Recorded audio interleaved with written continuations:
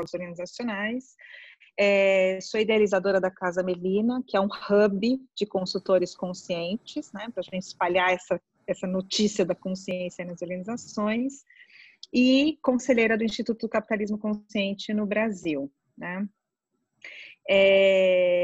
Eu queria, só antes de começar a responder tua pergunta, Paty, eu fiz uma grande transição de carreira, porque eu sou engenheira de formação, e lá nos meus 28 anos de idade, eu tive uma inquietação muito grande, que foi a seguinte: eu era responsável por 3 plantas produtivas, por 3 fábricas no Brasil, dentro de um negócio, e eu fiz a implantação de um projeto em uma delas, como piloto, e ele deu super certo, e ele foi super redondinho, e a coisa ficou muito bacana. E eu falei, uau, eu encontrei a fórmula. Eu vou pegar este mesmo projeto agora e vou fazer na planta B. Quando eu cheguei na planta B e fui fazer tudo do mesmo jeitinho que tinha dado certo, deu tudo errado. E deu tudo errado por um simples motivo, né? A gente mudou de ambiente cultural, a gente mudou de liderança, né? Então a gente não tinha as variáveis comportamentais no mesmo patamar da primeira experiência. E aí isso começou a me intrigar, isso me interessou demais, né? O que é essa história de cultura, o que é essa história de liderança, como é que isso interfere de fato no sucesso dos negócios? E comecei a estudar essas coisas por conta própria. E, num determinado momento, me deu a necessidade de fazer essa transição de carreira mesmo. Fui fazer um mestrado em comportamento organizacional e há 20 anos que eu fui mordida aí pelo bichinho do desenvolvimento humano organizacional e não larguei mais, né? Então, teve uma vivência lá atrás que me levou a essa trajetória, né? E aí, o capitalismo consciente apareceu na minha vida tem 5 anos. Ele é um movimento que já existe há um bom tempo nos Estados Unidos, veio mais recente para o Brasil. Mas ele surgiu como? Nesses 20 anos de consultoria, eu percebi que as empresas já passaram por diversas inquietações e todas elas tinham a ver com o momento econômico, político do país, né? Então, por exemplo, um dos meus primeiros projetos lá atrás, né, 20 anos atrás, foi alfabetização em, vamos chamar, chão de fábrica, né? Que era o termo que a gente usava até então, né, no mundo industrial. Por quê? Porque as empresas estavam automatizando as fábricas e aí os operadores precisavam conhecer mais sobre como medir o indicador, como programar um equipamento, e eles não eram alfabetizados para isso, né? Então a gente entrava nas indústrias para dar aula de português e matemática. Era a situação econômica do país. Quer dizer, se a gente mandasse todo mundo embora para contratar quem era alfabetizado, também não tinha no mercado, né? 20 anos depois, as empresas têm nos procurado para falar de saúde mental. Então, eu fiquei muito me questionando assim, cara, o que a gente fez nesses 20 anos que lá atrás a gente alfabetizou pessoas, deu uma condição social muito melhor por conta disso, mas o que a gente deixou de trabalhar a ponto de hoje a gente precisar falar de saúde mental? Então, esse chamado para o capitalismo consciente, ele veio desse lugar, né? Que mundo a gente está vivendo que está pedindo mais consciência na forma da gente fazer negócios, né? E aí eu acessei diversos movimentos, o capitalismo consciente foi um deles, e eu tive o convite para fazer parte do movimento aqui no Brasil e eu aceitei, porque eu entendi que ali dava resposta para algumas coisas. E aí, Paty, quando você pergunta o que é consciência no capitalismo, né? A gente entende muito que é um resgate da forma como o capitalismo nasceu no mundo. É voltar para a sua essência e que ela foi distorcida ao longo do tempo, principalmente pelo papel do acionista e do investidor. A partir do momento que entrou um papel de acionista e de investidor nos negócios, o retorno, a urgência de retorno e a maximização do lucro passaram a ficar muito mais importante do que qualquer outro tipo de capital que a empresa opera. Só que a empresa não opera só o capital financeiro, né? Ela opera um capital intelectual, ela opera um capital emocional, ela opera um capital ambiental, né? Ela opera um capital relacional. E quando a gente tira esses outros tipos de capital da equação, a gente foca só na maximização do lucro. E o capitalismo deixou de ser uma livre troca entre talento e trabalho, né? Então, eu tenho um trabalho para te dar que precisa do seu talento, que você é livre para me dar também. Em troca disso, a gente combina uma remuneração. E aí, isso foi se distorcendo. Então, por isso, consciente, para a gente voltar a trazer para a consciência a origem do capitalismo, como uma livre troca entre trabalho e talento, né? Então, por isso que ele é possível, né? Agora, por que capitalismo? Porque, de fato, a gente entende que só a geração e a circulação de riqueza é que consegue trazer prosperidade para a humanidade. Qual é o problema? A gente gera e acumula riqueza na mão de poucos. E aí não acontece prosperidade, acontece enriquecimento. Mas na hora em que a gente gera e circula essa riqueza, eu tenho prosperidade. Então, o capitalismo consciente vem desse lugar, do lugar da circulação da riqueza. Grazi, tudo isso começou com o Raja Sisódia, né? Uhum. E ele, na verdade, veio o primeiro livro, deixa eu ver se eu estou lembrada disso, me ajude com isso, por favor, que eu acho que você deve estar mais informado do que eu.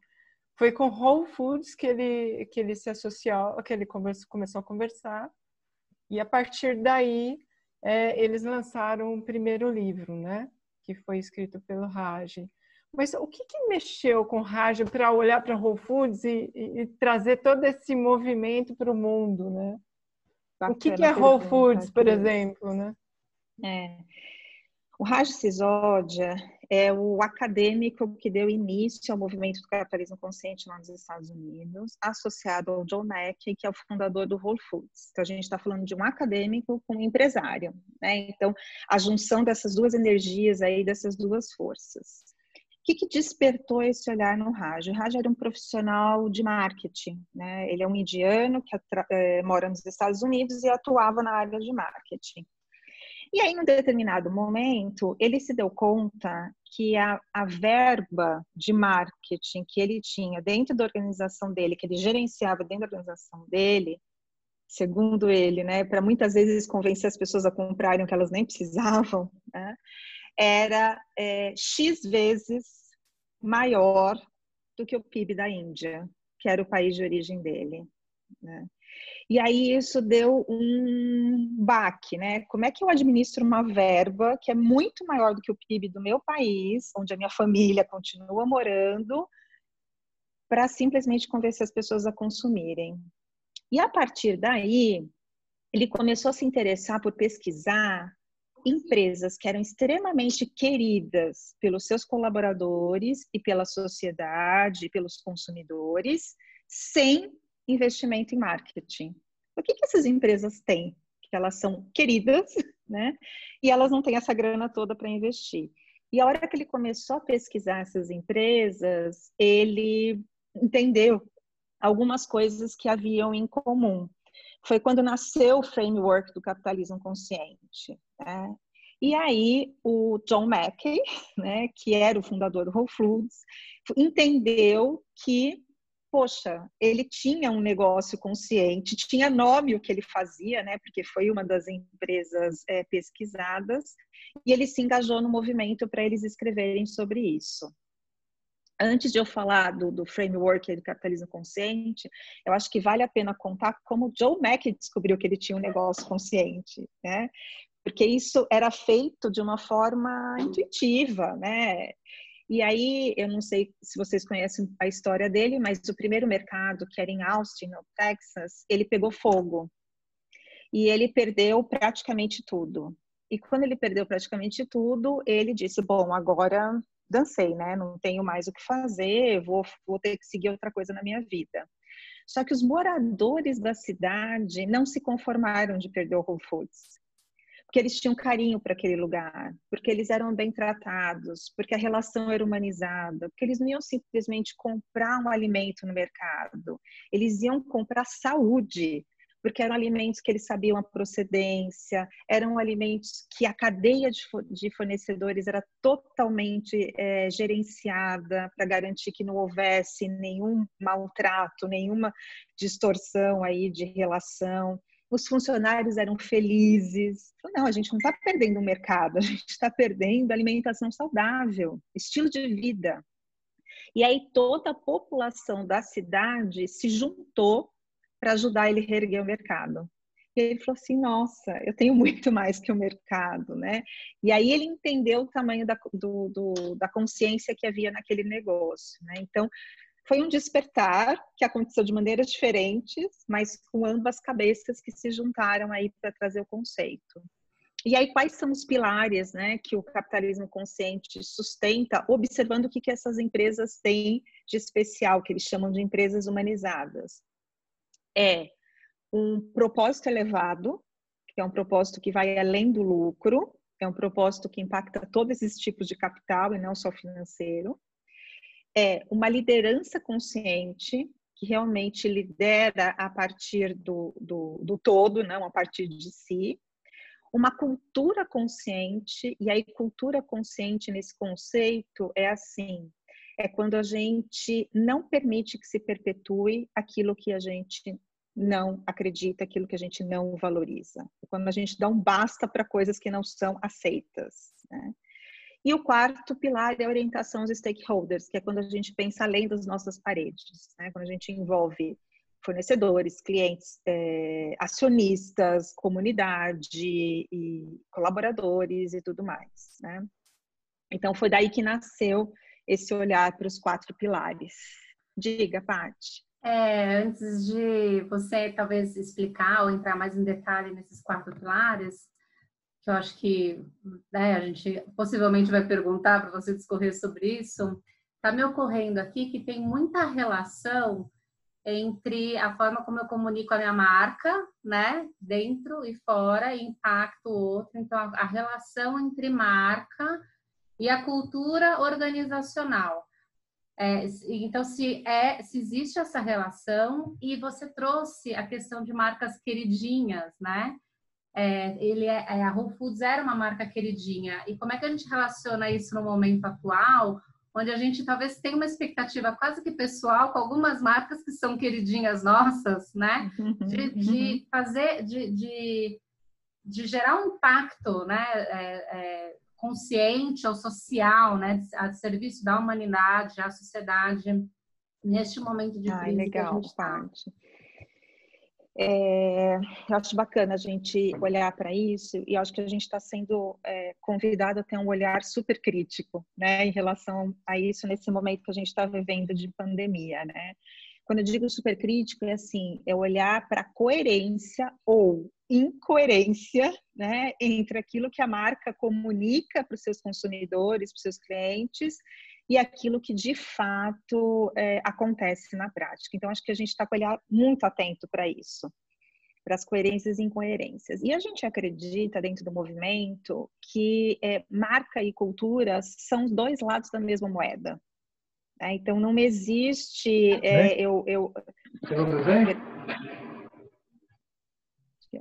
Não existe fazer algo para dentro e fazer diferente para fora, né? Essa incoerência, ela vem à tona em algum momento, né? Então, quando a gente fala de cultura consciente, a gente está falando de uma marca que também age de forma consciente. E aí, uma coisa super bacana é assim, eu não sei vocês, mas eu me peguei positivamente surpreendida nesse período todo que a gente está vivendo com algumas marcas, né, na forma como estão se posicionando, na forma como estão agindo, na forma como estão sendo propositivas em termos de sociedade, mas também me decepcionei com outras, né, que pelo discurso, pela forma como se vendem no mercado, talvez a gente esperasse um comportamento diferente daquele que está tendo de fato. Então, é um grande teste de coerência, né? O que é o mais interessante disso tudo? quando a gente fala das queridinhas, né, ou empresas humanizadas, como a gente chama no Brasil, no português, essa pesquisa, ela é feita com um olhar sistêmico. Então, é muito bacana contar para vocês que depois de ter traduzido o livro de Empresas Humanizadas, que foi publicado nos Estados Unidos com os cases de lá, esse ano a gente está publicando o primeiro livro no Brasil com os cases daqui.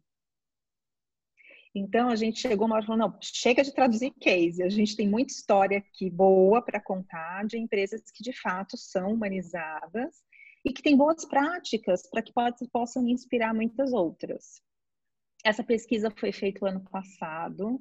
Tiveram 1.115 empresas que se inscreveram. Das 1.115, 22 foram, entre aspas, eleitas, né? Eu falo entre aspas porque não é um ranking, não é nada disso, mas foram consideradas empresas humanizadas. E o livro acabou de ser lançado pelo Capitalismo Consciente, chama Negócios Conscientes, perdão. Acabou de ser lançado pelo Instituto. E nesse livro, esses 22 cases são contados. E por que eles são contados? Porque a gente acredita que não há uma receita de como ser capitalismo consciente. Não há uma receita de dizer, olha, faça isso, faça aquilo, que você vai ser um negócio consciente. Um negócio é considerado consciente quando os stakeholders o consideram. Então, quando eu pergunto para o fornecedor, quando eu pergunto para o cliente, quando eu pergunto para o colaborador, quando eu pergunto para o acionista, quando eu pergunto para a comunidade local, enfim. E dessas pessoas a gente escuta casos e referências de atitudes conscientes, aí sim é considerado. Então, o livro ele tem o objetivo de inspirar. Né, inspirar práticas, né, de alguns negócios que estão buscando serem conscientes. Grazi, aí, oi. Desculpa. Se você não se importar de dar alguns nomes, né, que nem eu comentei com você sobre o Magazine Luiza, que para mim ele sempre foi também, eu sempre ouvi falar de pessoas que trabalhavam em recursos humanos lá, elogiando bastante todas as manifestações, né? E a gente está falando de um movimento acolhedor, né? Então, a Luiza Trajano agora, por exemplo, ela se posicionou de uma forma bastante interessante diante do mercado, né? Mandando todos os funcionários para casa sem suspender salário, né? Uhum. E se posicionou publicamente, né?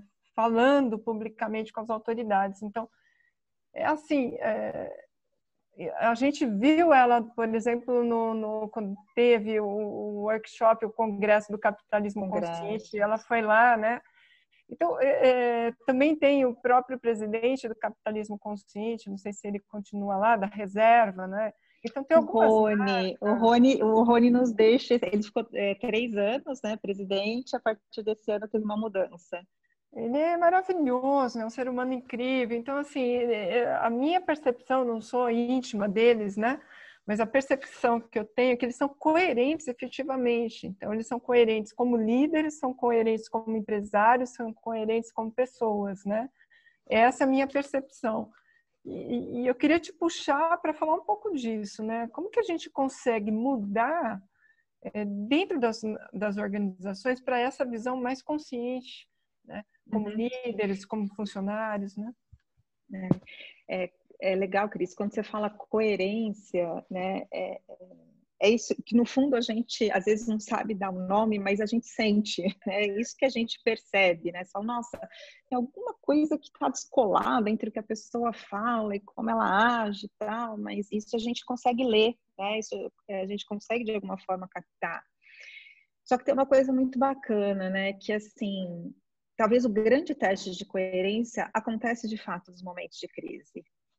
Né? É neles que a gente se vê com a nossa coerência sendo testada. Né? Então, às vezes pergunto assim, você acha que essas empresas humanizadas serão humanizadas para sempre? Não sei. Né? Em que momento a coerência será testada e, de fato, a gente vai poder ver isso. E aí me ocorreu de compartilhar aqui com vocês um livro que também foi traduzido pelo Capitalismo Consciente, que é o Todos São Importantes. Até aqui, ó. Não sei se alguém já ouviu falar, conhece. Ele é um livro que o Raj foi coautor, mas ele foi escrito pelo Bob Chapman, que é um industrial norte-americano.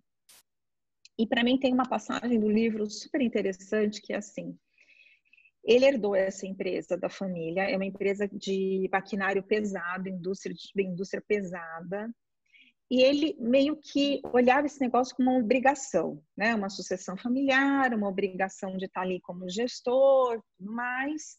E ele tinha uma crença que, assim, quem vai se encantar ou falar com forma orgulhosa que trabalha numa indústria de equipamento pesado, né? Não estou produzindo perfume, eu não estou produzindo vinhos, eu não estou produzindo nada de charmoso. Então, ele sempre olhou aquela troca, né, entre salário e mão de obra como uma obrigação. Até o dia que ele foi no casamento do filho do melhor amigo dele. E aí, neste casamento, ele viu que o amigo dele estava super tenso. Ele falou, cara, não precisa ficar tenso, tá tudo certo, a festa tá linda, sua filha tá linda, tá tudo ótimo, relaxa. Ele falou assim, não sabe o que é? É que eu tô pensando uma coisa. Até hoje, eu pude garantir a forma como minha filha estava sendo tratada, porque ela estava dentro da minha casa. A partir de agora, eu não tenho mais certeza como ela vai ser tratada. E aí isso me preocupa. E quando ele escutou isso, ele voltou para a mesa do jantar, sentou do lado da esposa dele e falou assim, eu preciso mudar tudo na minha empresa. Eu falei, nossa, o clique pode vir em qualquer lugar mesmo, né? Qualquer momento. Ela falou, como assim? Ele falou, eu acabei de entender que todo mundo nessa vida é o filho querido de alguém. Todo mundo nessa vida tem em algum lugar um pai e uma mãe esperando que seu filho esteja sendo bem tratado aonde ele estiver. Se os pais e mães dos meus 4.000 funcionários aparecessem na minha fábrica hoje para perguntar como eu tenho tratado seus filhos, eu teria vergonha de dizer. Percebe que ele teve o clique da humanização, né? E aí, quando ele retorna para a fábrica, ele decide de fato mudar as coisas. E o que ele relata no livro foram práticas que ele adotou para transformar essa cultura em uma cultura consciente. E uma das grandes práticas foi chamar as pessoas para participar mais das tomadas de decisão. Ele falou, gente, as pessoas querem o melhor. Se elas querem o melhor, elas têm ideias. Se elas querem o melhor, elas sabem o que fazer. Por que eu não pergunto? Por que eu não envolvo? Né? E assim foi, e eles, enfim, transformaram muitas coisas. Até a crise. Por isso que é muito legal a gente pensar no que já aconteceu em termos de crise, né? Como é possível. E aí aconteceu a crise lá em 2008, 2009, e ele teve o grande teste dessa coerência, né? Que a Cris citou aí. E nesse momento de crise, o que ele decidiu fazer? Ele reuniu todos os funcionários e disse o seguinte, gente, a minha decisão mais óbvia é mandar alguns embora, porque as contas são essas e a gente não vai conseguir pagar essas contas. Mas não é o meu desejo. Então, o que a gente pode fazer? E aí os próprios funcionários, em conversas, eles sugeriram que cada um tirasse 1 mês de licença não remunerada. Com 1 mês de licença não remunerada de 4.000 funcionários, quer dizer, cada um abriu mão de 1 mês de salário, ninguém precisou ser demitido. E eles falavam assim, a crise vai passar, a gente sabe que vai passar. E a hora que passar, a gente quer estar aqui. Né? E aí eles fizeram um rodízio, consideraram quem tinha, sei lá, mais urgência em pagar alguma coisa, menos urgência. No fim, cada um cedeu 1 mês do seu salário em prol de todo mundo, de uma coletividade. E aí que ele fala, foi um momento que eu pude testar a coerência entre implantar uma cultura mais consciente e, de fato, receber de volta uma consciência na forma de agir. Né? E o mais interessante de tudo, ele está fazendo agora um movimento de reunir os funcionários de novo, nesse momento da pandemia, e está fazendo um registro das práticas que eles estão sugerindo. Já está divulgando isso, né? A coisa está muito mais online, ou seja, quase que virou um novo normal, né? Quase que virou um novo jeito de pensar, que não é sozinho que a gente resolve. E aí isso talvez seja o grande pilar da liderança consciente, né? É o acolher, né? Não, tá me ocorrendo que a gente está criando repertório, né? Exatamente. E isso é muito legal, porque a gente tem, nesse último mês dentro de casa, o que a gente tem falado, pelo menos é o que eu tenho escutado sempre, e até acho que estou repetindo isso, é que a gente está numa crise que não tem repertório, que etc, etc. Então, a gente não consegue nem projetar qualquer tipo de previsibilidade, de final, de metas, de objetivo, etc. E não sei, o que você tá falando, parece que a gente tem algum tipo de repertório, em algum lugar que a gente pode beber dessa fonte aí para poder fazer um movimento? Não sei, Grazi. Eu acho que a pergunta é aonde ele está, né? Ele existe em algum lugar, assim, aonde ele está. E é super verdade isso que você traz, sabe, Paty? Porque tem um dos jogos que eu represento aqui no Brasil, que é um jogo israelense. Estou com 5 anos com ele no Brasil. E ele simula como fazer negócios na nova economia. Então, há 5 anos atrás, quando eu trouxe ele para o Brasil, falar de nova economia, ou seja, falar de escambo, falar de trabalhos mais colaborativos, falar de moedas de troca que não sejam só dinheiro, né? Falar de contrapartida, falar de abundância, ainda era uma coisa bem cinza, assim, né? Vamos dizer. E aí, eu batia na porta de diversas empresas para falar desse conceito, e claro que eu ia mirar aquelas empresas que eu entendi que mais precisavam ouvir isso. E aí eu só levava não na cara, né? Tá, que coisa, imagina, aqui o negócio é competição, aqui a gente tem que ganhar dos outros, né? Bom, e aí eu falava lá com os israelenses, eu falava assim, gente, eu só tô levando não na cara, né? Aí ele falou assim, mas por que você está insistindo tanto em bater na porta de quem não está preparado para ouvir? Eu falei, opa, é mesmo, né? Porque assim, que arrogância é essa minha, né? De achar que o outro precisa e que ele tem que ouvir isso, né? Ele falou, não, bate na porta de quem está preparado para escutar. Procura onde estão os early adopters. Porque quando eles abrirem a porta e começarem a ter case, começar a ter repertório, começar a criar referência, eles mesmos vão ser a imagem para os demais, né? De fato, foi o que aconteceu. De fato, foi um caminho muito mais, vamos dizer assim, preparado para isso. E aí vai se formando repertório, né? Então, quando alguém dizia assim, mas essa história de um mês de licença não remunerada é porque foi lá nos Estados Unidos, né? Vai tentar fazer isso aqui. Bom, pergunto, quantas empresas não estão fazendo isso agora na pandemia? Então, tudo aquilo que era impossível começa a ter espaço para ser feito, né? Ô, Grazi, é até isso mesmo que eu queria te falar. A gente tem contato com vários executivos, né? Eu e a Paty tivemos com um recentemente. Ele disse, olha, vai acontecer isso, vai passar e tudo vai voltar como era antes, né? Mas, ao mesmo tempo, eu tenho visto vários movimentos acontecendo no Brasil e fora do Brasil. Eu queria ouvir de você, como que você percebe isso? A gente estava até conversando um pouco antes, nessa prévia, né? E eu até comentei da questão da transpessoal, da psicologia transpessoal, que você tem o eixo experiencial, o evolutivo, e tem um looping, né? E a gente vai tendo uma espiral aí, tendo que sentir todas essas questões que acontecem, né? A razão, a emoção, a intuição, a sensação. A gente estava no mundo até pouco tempo, né? Muito da energia masculina, né? Da competitividade, não que a energia masculina não seja positiva, a gente tem vários exemplos de positivismo, como empreendedorismo, né? Essa força de fazer e realizar acontecer. Mas agora a gente está precisando de uma energia mais feminina, que é acolhimento, é carinho, é atenção, né? É uma mudança de chave aí. será que o mundo está preparado? Amsterdã agora, por exemplo, teve um movimento aí, né, para essa linha. Mas e o Brasil? Será que o Brasil está preparado? Como que você percebe isso, né? Como que a gente vai encarar essa nova liderança, essa nova forma da gente estar aqui agora? Como que você vê isso?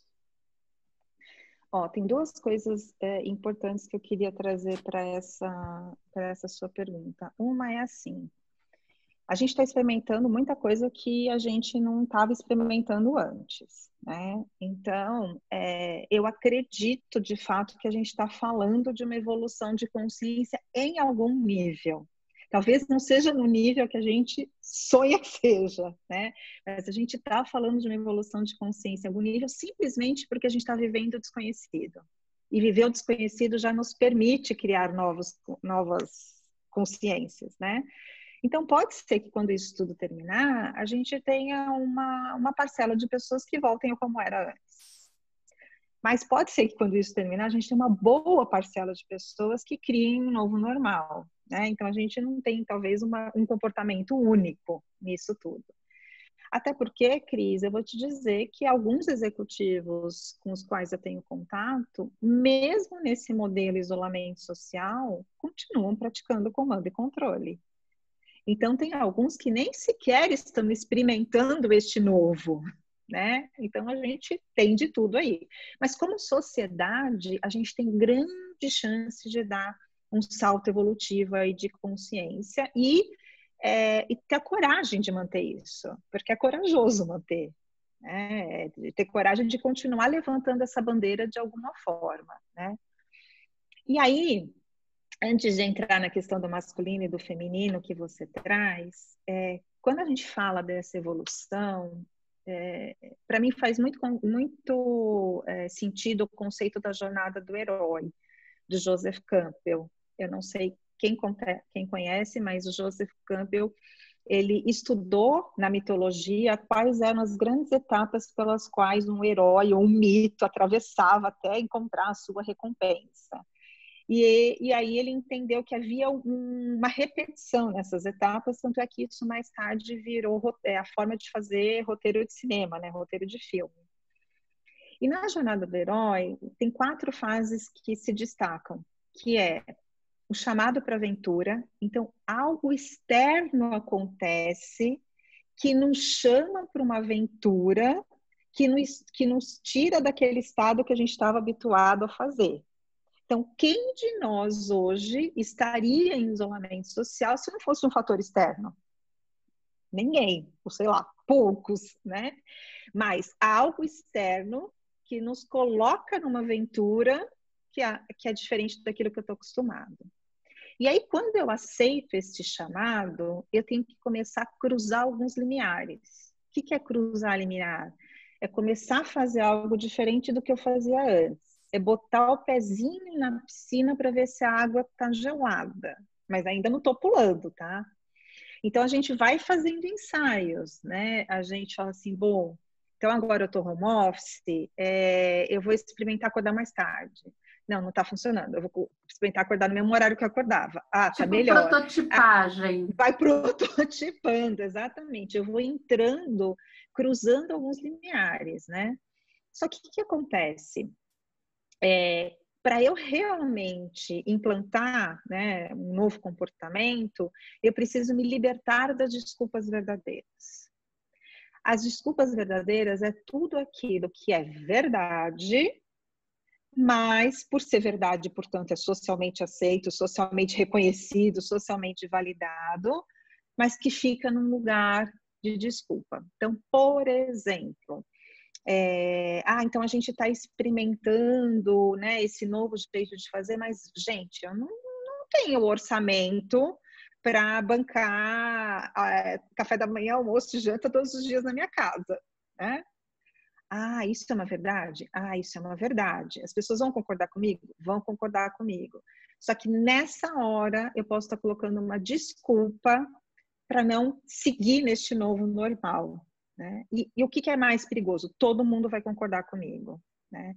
Ah, então a gente fez uma força-tarefa na quarentena, legal.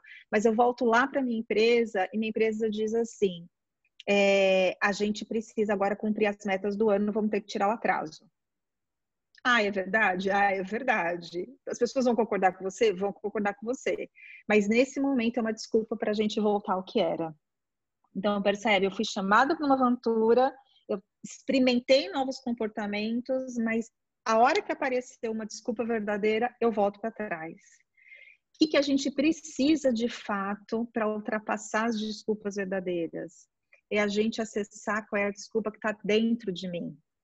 Aí sim eu consigo ultrapassar. Então, o que está dentro de mim? Necessidade de controle? O que está dentro de mim? Uma necessidade de fazer tudo sozinho? O que está dentro de mim? Uma necessidade de mostrar minha importância para o mundo?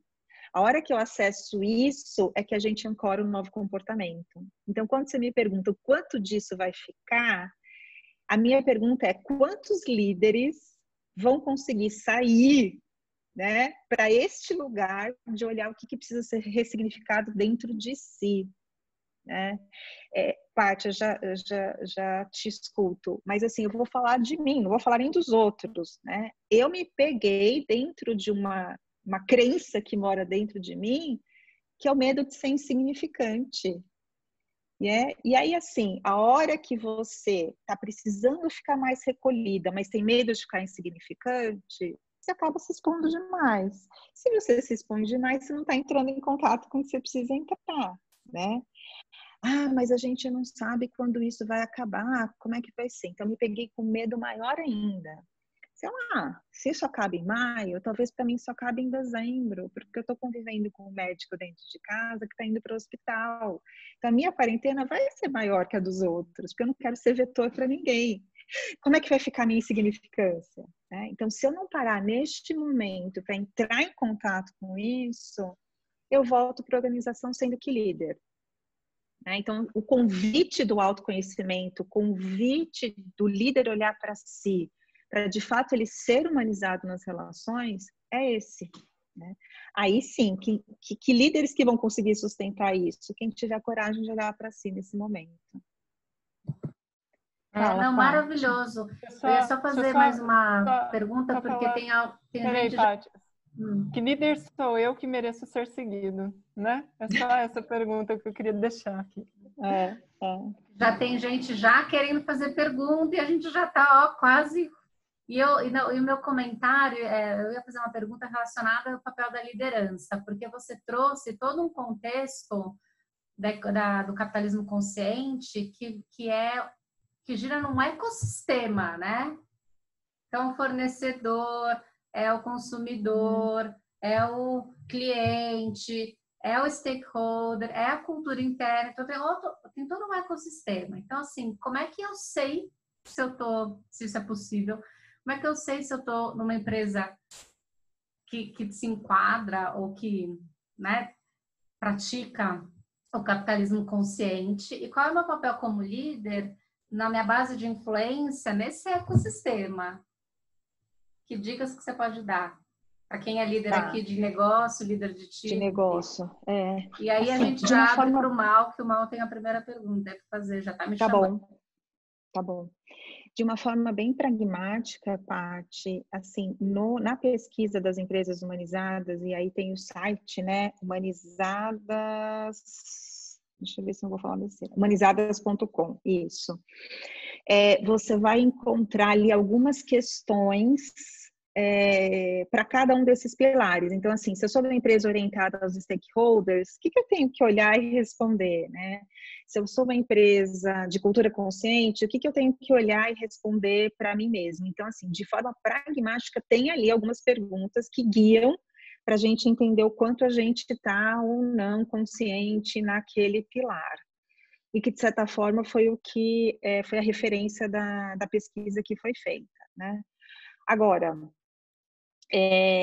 lembra que a gente falou que a gente saca quando tem coerência, que isso é uma habilidade da natureza humana?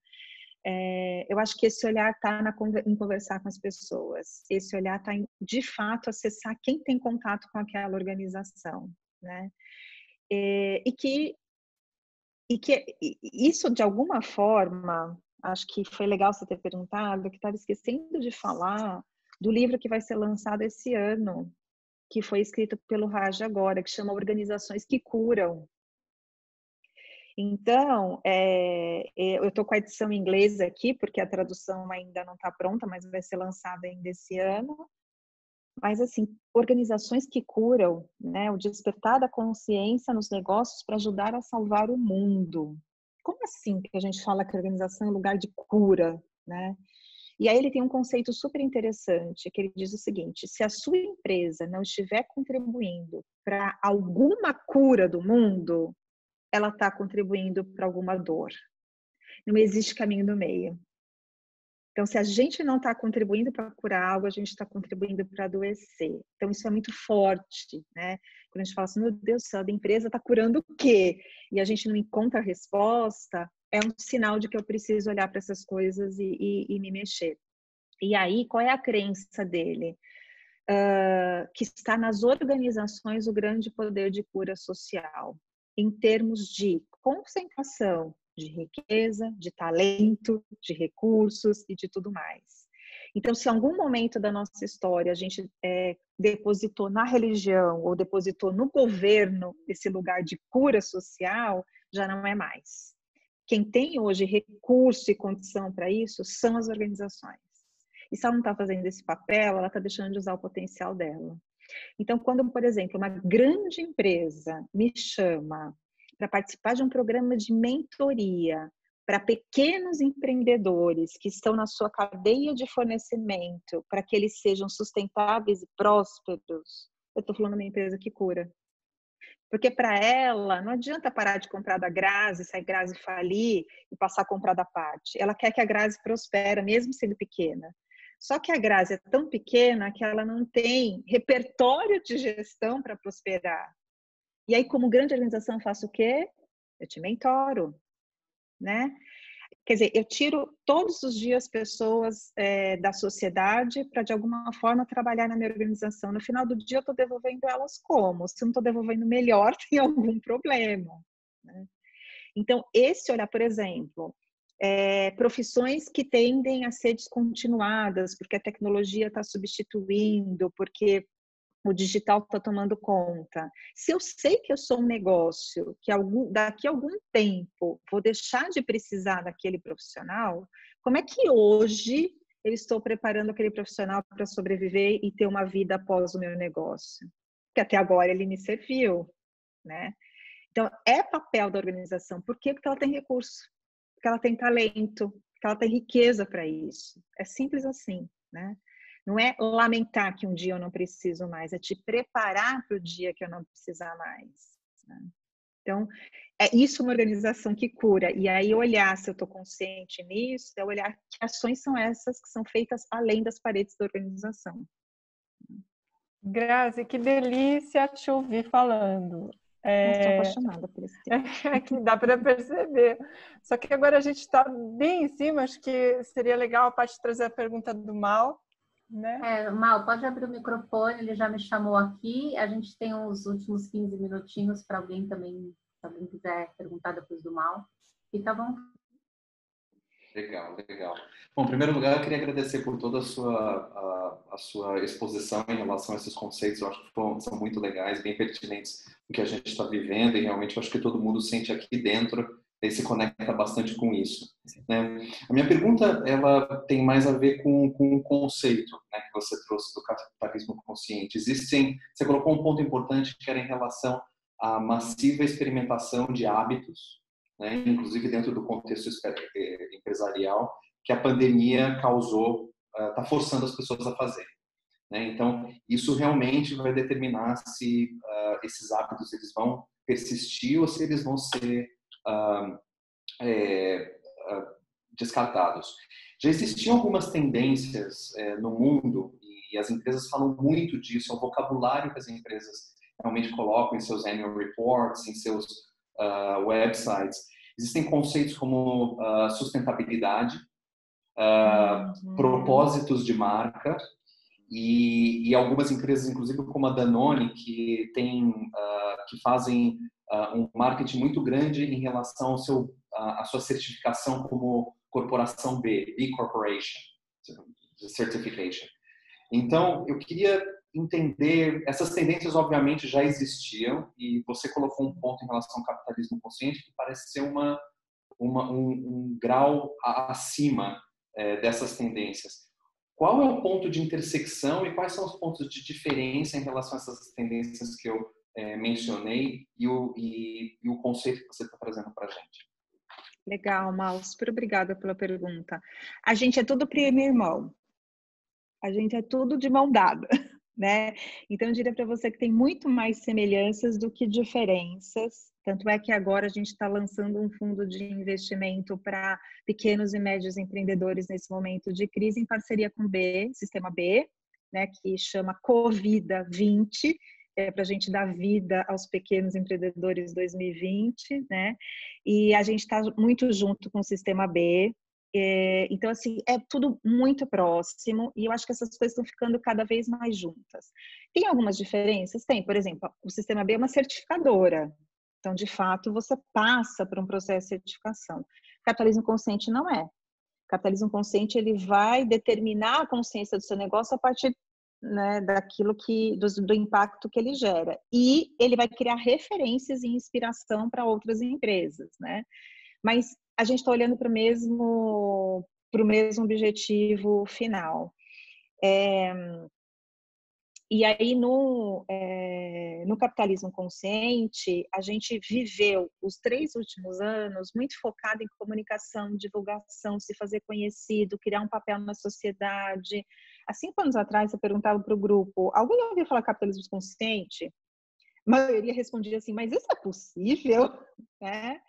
Hoje não, hoje as pessoas já ouviram falar de capitalismo consciente. Então, a partir deste ano, nosso grande pilar de atuação está sendo educação e expansão. Quando eu digo expansão, é sair do eixo Rio-São Paulo, que é onde ele é mais forte, e ir para o Brasil todo, e educação, que é quando a gente começar a trabalhar o como fazer. Né? Então, esse está sendo o nosso grande desafio agora. Acho claro, que tem obrigado. uma pergunta do Ricardo, é isso? Sou eu? Chegou minha vez? Vai lá, Cá. Tudo bem? Boa noite. Isso, tudo, e você? Tudo ótimo, parabéns, bacana, delícia mesmo a conversa, viu? Quando eu soube ali, eu falei, poxa, essa eu guardei 3 vezes. Olha o livro que eu tô lendo aqui, ó. Esse foi o primeiro livro a gente relançou Foi o esse primeiro. ano. Bacana. Eu tenho um monte de perguntas, mas eu vou fazer uma só, que é o seguinte, né? Eu trabalho com branding, né? Faz 20 anos já trabalho em consultoria nessa área de marcas, enfim, então eu acompanho muito marcas e consumidores, né? E uma das coisas que eu tenho até me perguntado um pouco é esse movimento, quando pensa nas grandes empresas, tem muitas empresas que ainda estão muito ligadas ao conceito da meritocracia. E isso não conversa muito bem até agora, por exemplo, né? Talvez mude, mas sei lá, com o conceito de olhar o stakeholder, né, de uma forma plena, a cadeia toda, público interno. Até mês passado tinha gente processando o empregador por conta de né, enfim, aquela pressão, né, sobre-humana que eles fazem, enfim. Então, como é que você vê grandes empresas que são, né, super badaladas por parte da sociedade e esse conceito todo? A meritocracia. Ricardo, capitalismo consciente, né? Que pergunta linda, né? Porque, claro, não existe receita, né? Então não existe um caminho que você diga, olha, isto aqui é consciente, aquilo ali não é consciente. Então, nossa grande reflexão não é questionar a meritocracia, mas é questionar o que é mérito dentro dos negócios. Boa. Então, enquanto o mérito for algo com foco individual, como é que eu estou construindo consciência? Para mim é quase impossível, né? Porque a partir do momento em que eu olho para o individual, eu estou gerando um ambiente de competição e não de colaboração. E esse ambiente de competição faz com que eu olhe para o do lado para ser um pouquinho melhor que ele. E a hora que eu estou me propondo a ser melhor que alguém, eu estou deixando de olhar para o valor que eu tenho, inclusive. Né? Uhum.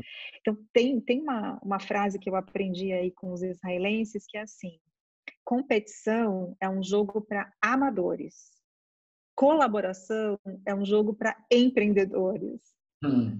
Cara, que demais! Quer dizer, se eu sou amadora ao ponto de não encontrar o meu valor único e ficar bem que você também tem o seu, só me resta realmente ficar olhando o que você faz para fazer um pouquinho melhor.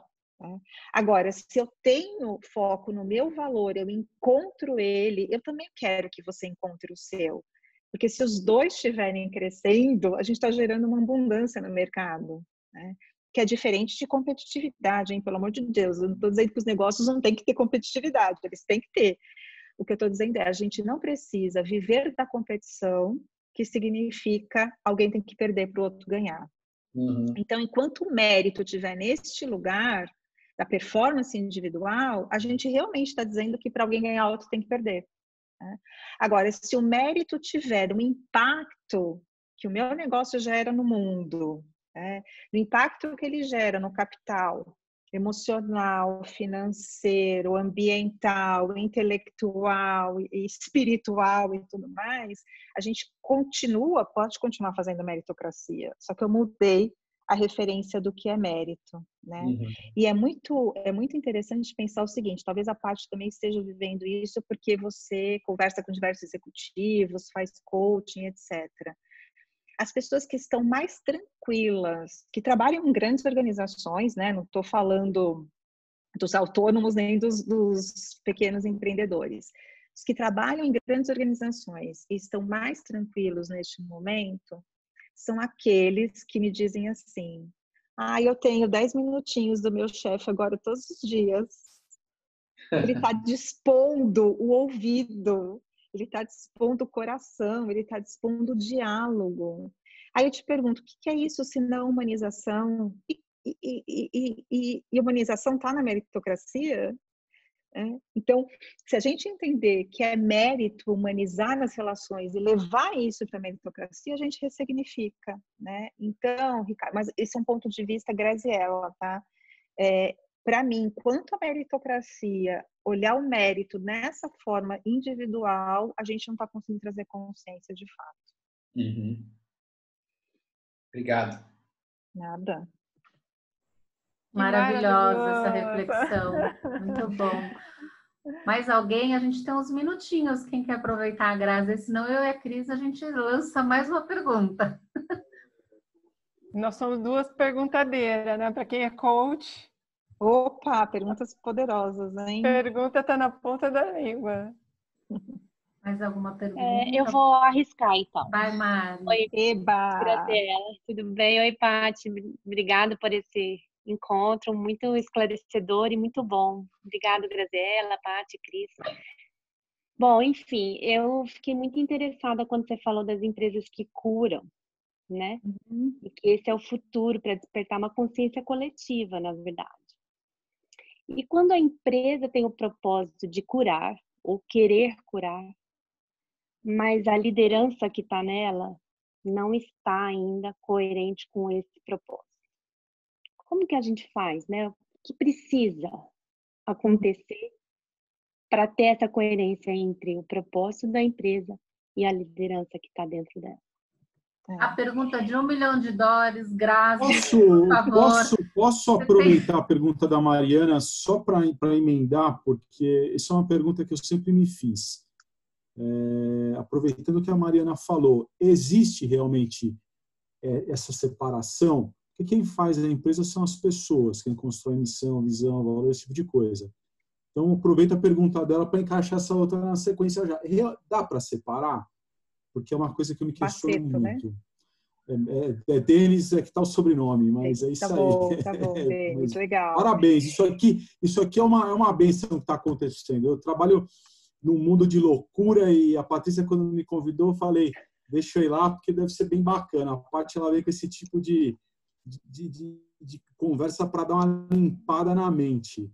Eu estou passando pela minha segunda fusão de empresa, então seus colegas falam assim, você deve ter muita saúde. Então, eu me questiono essas coisas que você está falando. Perdão interromper aí a sequência. Muito bom, muito bom. Denise e Mariana, acho que são perguntas complementares mesmo. É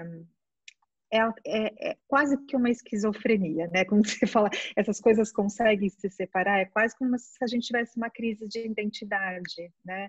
Porque, de fato, se a empresa tem um propósito de cura e o propósito, ele é, de alguma forma, liderado, influenciado, encabeçado pela alta liderança dessa organização, e a alta liderança não se comporta como um ambiente curador, não se comporta com cuidado, né? Não tem filosofia do cuidado naquele ambiente, é quase que esquizofrênico. Eu tenho duas personalidades, né?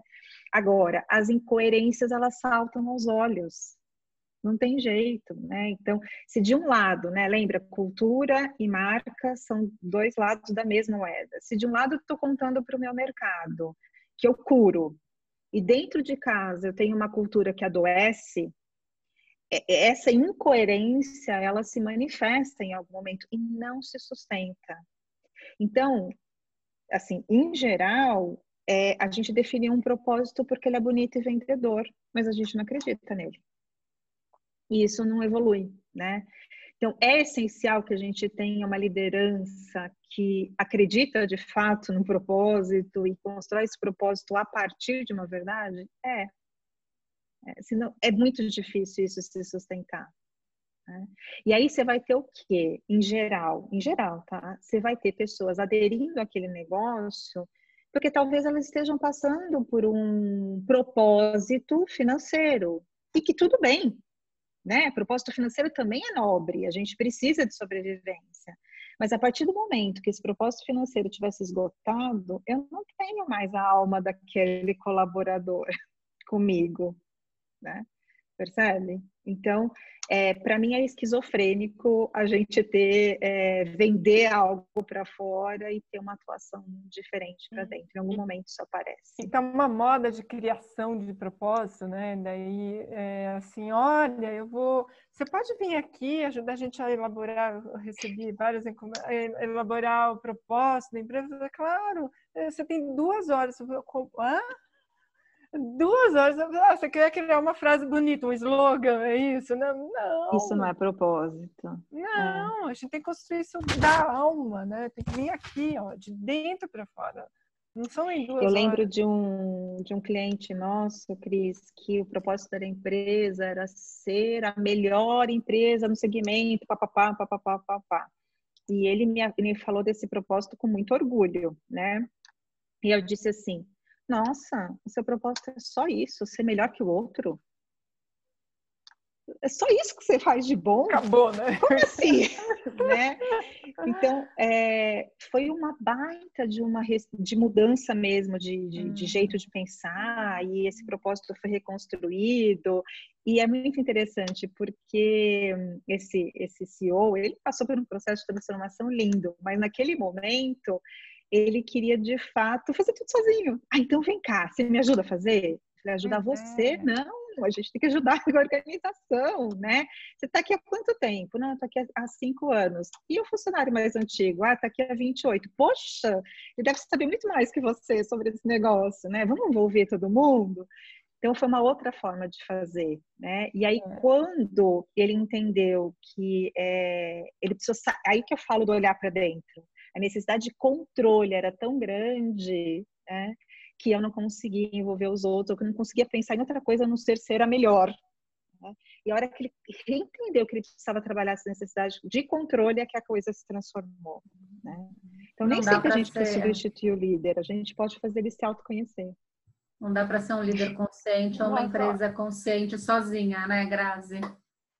Vamos ficar conversando a noite inteira. Acabou, gente. Eu só vou pegar um copinho de vinho. Mais de metro aqui. Gente, acabou. Passa super rápido, né, Cris? Né? Sempre, né? Ei, deu uma travada aqui. Peraí. A Cris travou. Foi a Paty? Fui eu? Quem que foi que travou? Sei lá. Não, agora voltou. Voltou. Muito bom. Quero te agradecer imensamente esse papo maravilhoso. A gente já está com 3 minutos adelante aqui. Muito obrigada, viu? Eu posso só encerrar lendo uma poesia, um poema bem breve para vocês? Faça Para a isso. gente se inspirar? Depois você claro, pode de tudo. A gente precisa de uma meia hora para trazer um monte de gente aqui que precisava escutar esse monte de coisa que você falou. Vai para o YouTube, vai para o canal do YouTube. Não que eu me coloque fora disso aqui também, mas... A gente está gravando tudo. A gente está gravando, vai disponibilizar o link depois para vocês reassistirem e compartilharem. Vai lá, Grazi. Sonhei em reinventar o arco-íris. Reinventei sua forma, repeti algumas cores e preservei seu significado. Me dei conta, então, que eu sonhava em reinventar a esperança. E para isso, eu não preciso de um novo arco-íris. Eu só preciso de um novo olhar. Coisa mais Muito linda, obrigada, Grazi. Gratidão Acho imensa. que ela merece salva de palmas aqui. Maravilhoso. Muito obrigada, pessoal que está aí. Obrigada imenso que vocês vieram, participaram. A gente tem esses encontros, o Ponto de Vista, toda segunda e quinta, às 8, com temas sempre assim, atuais, provocativos, importantes. Nessa roda de conversa que a gente faz, compartilhem, aproveitem para participar. É isso, Cris? Quer falar? Tá cortando você. Não sei se vocês entenderam. Ó, toda segunda e quinta, às 8 horas da noite. Tá?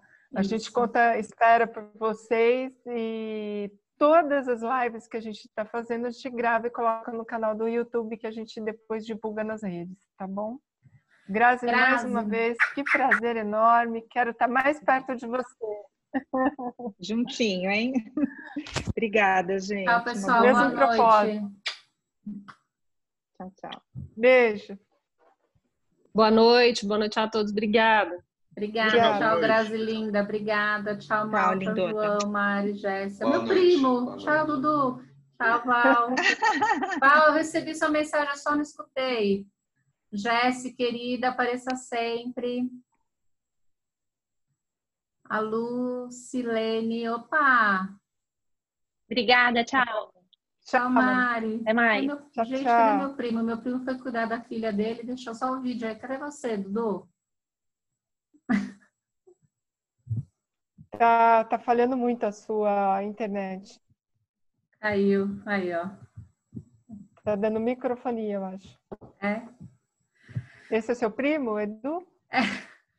Aí, até aí. Tchau, Edu. Beijo, se cuidem, cuida você, Rei Maia. Beijo, Cris. Tá muito, a imagem tá congelada.